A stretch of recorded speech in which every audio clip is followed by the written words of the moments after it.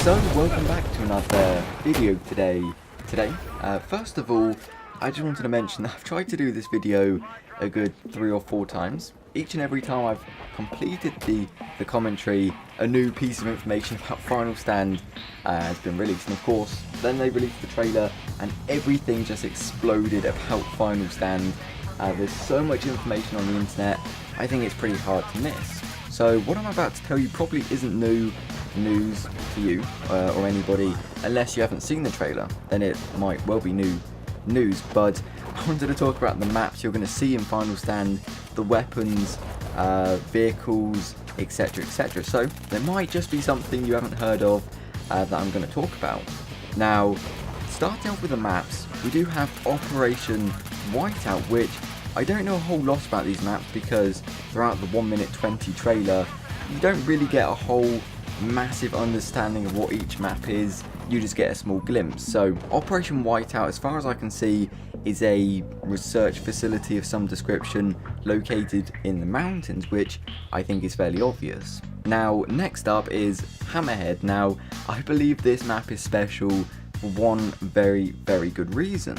I believe this map is Albor's Mountains. Now, if you go back and look at the trailer to the bit where they showed Hammerhead, everything with the lake, with the mountains, it all just it's all very picturesque of Albor's Mountains. So whether or not that is true, I don't really know.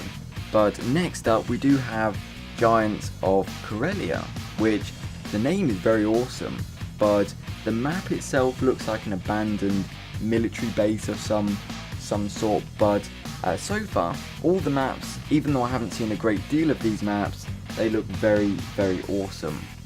Now, last but not least, we do have the one and only Hangar 21. Now, this one is special because I do believe it's a secret mountainside base compiled full of half-built Titans / walkers. Now, whether or not those Titans or walkers will be drivable, I don't really know. I presume not, but either way, this mountainside secret base is building these secret futuristic giant walking robots, as far as I could see. Of course, I could be totally wrong. It's just my interpretation of what I've seen of each map. But that reminded me of something, because a game you might know called 2142 had very similar robots. I think it had walker robots you could drive and use in the game, which is very, very cool. But I've never seen this in a Battefield game because I haven't played 2142. But I mean, so far from what I've seen, it's definitely going to be very, very awesome. A lot of people aren't really too clued up or very excited for the whole futuristic aspect Final Stand is going for, because we do have, and this is a little bit crazy, it seems so stupid to say it, but we do have hover tanks. Yes, hover tanks, so tanks that hover. Now, it seems like a strange concept, I do have to admit, but I don't know. I don't know how it's going to work, because the whole vehicle collision thing in Battefield has always been a problem. Just hover tanks sliding all over the map. It could be a mess. It could be a mess if it's done poorly, but if it's done correctly and to perfection, if you will, then it definitely could be very, very awesome. Nonetheless, I'm very excited to see what they do with these hover tanks, because it's a cool concept. I'm not going to lie, I like the whole futuristic sort of stuff. As long as you don't go too futuristic, keep it kind of between now and what is sort of possible, then I'm all down for that. But next up, we do have something a bit more down to earth, which is snowmobiles. Now, snowmobiles are incredible. They're fast, they're agile, they're quick. That's the same thing. They're awesome. Basically, the dirt bike, quad bike of the snow world. Now, if I put on screen the official cover art, I think there's one thing, the elephant in the room, that sticks out like a sore thumb. Of course, that is the massive gun he is holding. Now, if you're not too sure what that is, basically, in 2 words, that is a railgun. I think that was 3. But either way, a railgun, coil gun, gauze gun, whatever you want to call it, they're pretty much the same thing. mainly because they all use electromagnets to fire a projectile at very, very high speed towards your target. I presume that'd be infantry targets, but whether or not you'd be able to damage, say, light armored vehicles with a railgun, I have no idea. It might be stretching it to say you could do damage to a heavily armored tank, say, or even a hover tank. I don't know. I'm not really too sure the capabilities of this railgun, but I'm very, very excited to get my hands on it because it's it's like a 50 cal.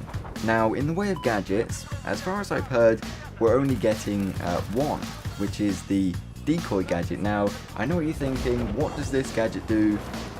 Well, it basically acts as a decoy. You put it down somewhere and it pops up on the minimap as a red dot, as if you were standing there shooting your weapon.